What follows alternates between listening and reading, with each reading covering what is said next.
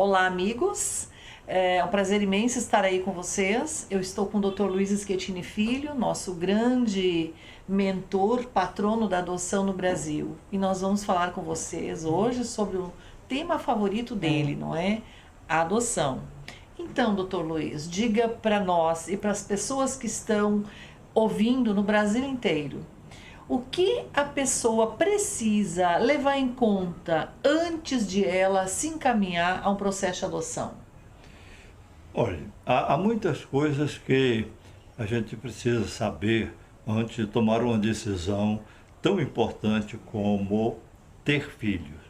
E aí eu estou usando a expressão de uma forma proposital, porque adotar filho é ter filho naquele sentido comum de que a gente se habitua a falar.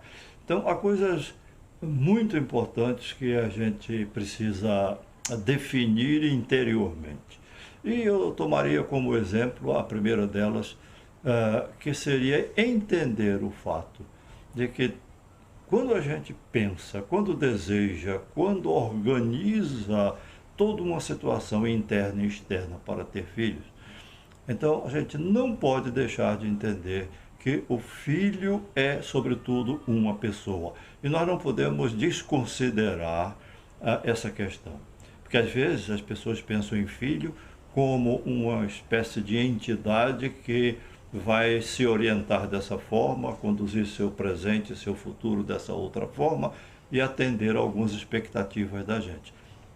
Muitas vezes nós começamos a ficar preocupados no meio do caminho quando não pensamos nesse aspecto de que o filho é uma pessoa com suas singularidades de pessoa. Então é por aí que a gente deve começar. Uma outra questão é que o filho não vai atender sempre às nossas expectativas. E para isso há algo importantíssimo a pensar. Não temos que lutar pelo amor do filho por nós. É muito bom se a gente percebe isso, que os filhos nos amam, que os filhos nos querem, mas essa não é a finalidade, o objetivo de ter filhos, isto é, de ter o amor do outro, do filho por nós. O fundamental é o nosso amor pelo filho, independentemente de como ele seja. Isso é básico, porque se não for assim, vai haver sempre uma medição de forças entre o que os pais querem e aquilo que os filhos podem ser. Assim como nós fomos os filhos que podemos ser na relação com os pais que nos tomaram como filhos. De modo que isso é fundamental. E aí vem o outro lado da questão, que é o fato de que não podemos ter expectativas de que os filhos vão resolver determinadas questões da nossa vida individual e da nossa vida de relação com o mundo. Exatamente esse ponto eu queria colocar, né? Eu estava aguardando um tempinho para poder entrar. Eu gostaria que o senhor aprofundasse um pouquinho sobre a questão da motivação. Qual seria a motivação correta para pessoas desejarem encaminhar-se a um projeto adotivo? Veja, talvez seja mais fácil de a gente entender vendo qual não deveria ser a motivação. Há pessoas que pensam no filho em termos de futuro, no sentido, por exemplo, de que esses filhos vão ser uma companhia, vão ser uma sustentação, vão completar um vazio pessoal que às vezes existe em nós, e não é assim. Os filhos não vão completar nada. Os filhos não vão resolver os nossos problemas. Nós é que às vezes precisamos ajudá-los a resolver os problemas deles. Então, essa é uma questão que não pode ser colocada à parte. O filho como, até mesmo, como eticamente uma coisa assim extraordinariamente boa, como por exemplo, adotando um filho, eu estou fazendo uma coisa muito boa para ele, eu estou evitando que essa criança fique desamparada e desvalida então eu estaria fazendo um trabalho social extraordinariamente bom. Apesar disso, nas entrelinhas também poder ser feito, mas essa não é a motivação principal de se ter um filho, né? O filho é a resultante de um desejo de ter filho. E em cima disso é que se constrói toda a convivência e toda a relação do dia a dia. Em relação ao filho a ser adotado, doutor Luiz, todos os filhos podem, todas as crianças e adolescentes podem ser adotados? O que o senhor me diz dessa adoção, das adoções que fogem àquele padrão normal, crianças maiores, adolescentes? Quais as recomendações que o senhor daria? É verdade que todas as crianças e adolescentes podem ser adotados, mas é preciso que a gente entenda que nem todas as pessoas estão em uma condição pessoal interna de adotar determinadas crianças ou adolescentes em condições que não vão nos facilitar e nos dar os instrumentos de conduzi-los de uma forma boa.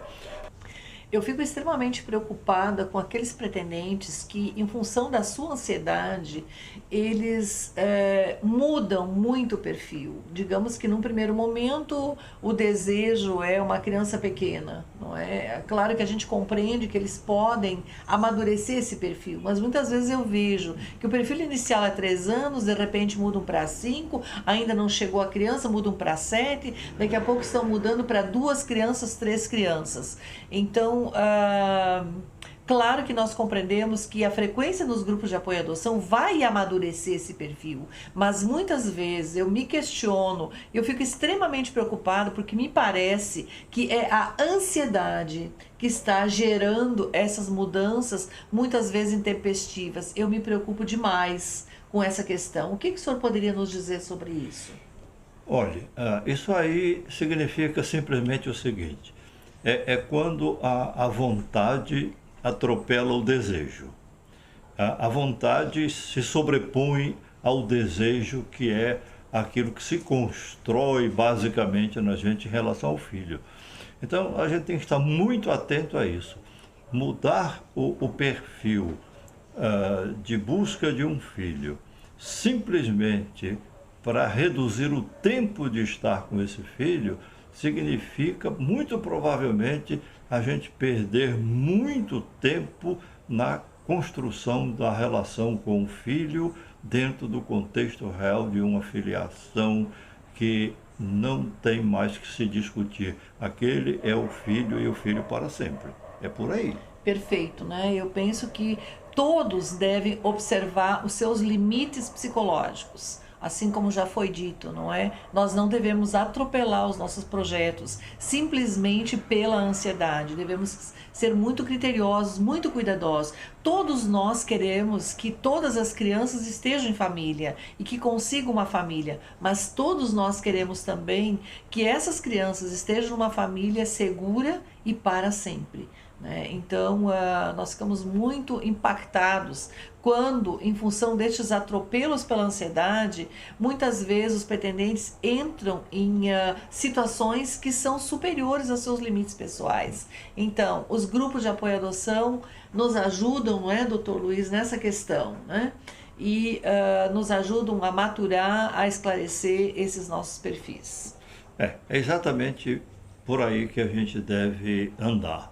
Não atropelar no tempo uma caminhada que precisa de tempo para se construir de uma forma boa.